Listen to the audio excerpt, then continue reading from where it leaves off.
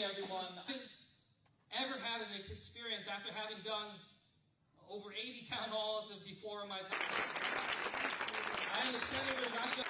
It's important for us to have our voices heard, to have a seat.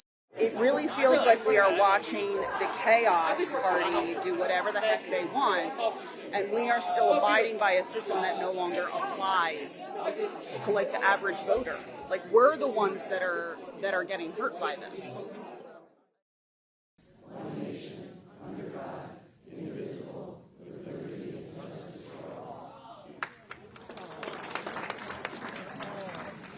I am president of local teams since 331. My mentor, Marcus King, many of you know him.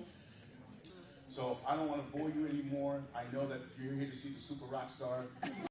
And as each day goes on and the chaos grows more and more, people want to see some action.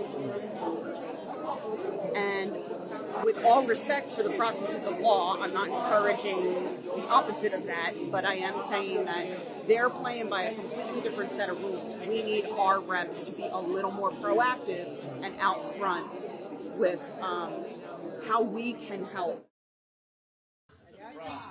To give him a fake thinking when he was honoring and telling the stories of the people.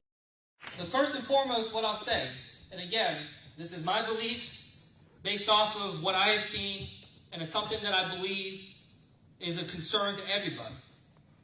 But there is just no doubt in my mind that this president is abusing his power.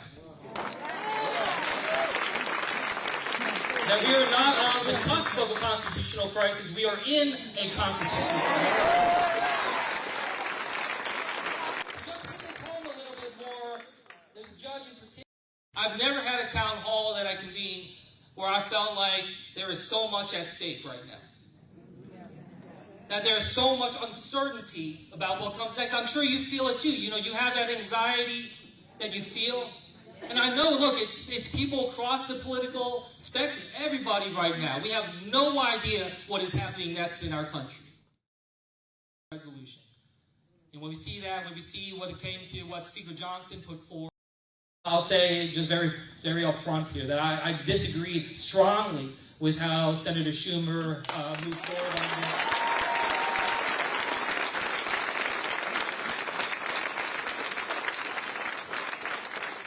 I understand the concerns that are out there, and look, you know, the question here was about, you know, what gives President Trump more power?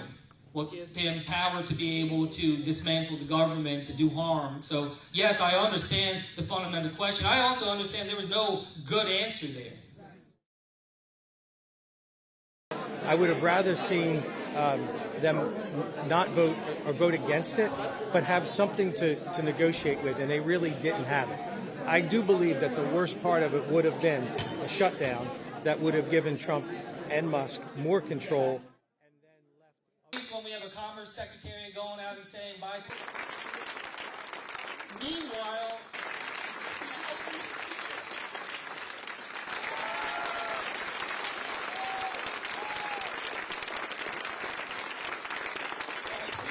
I've been frustrated, and my frustration levels got to the point where my 32-year-old daughter actually said to me, "This is not healthy for you," because I was taking it out on social media and just blasting things out into the internet that weren't doing any good. And her point to me was, start going to some events. Does the message you're trying to convey even get to the people you're trying to talk to? And so often the answer is no. And so that's why events like this, going straight to the people and be able to do this in a relentless fashion, is so critical. Now, again, we're going to have lots of differences, I'm sure, but when we record, we're already seeing this problem, right? Like,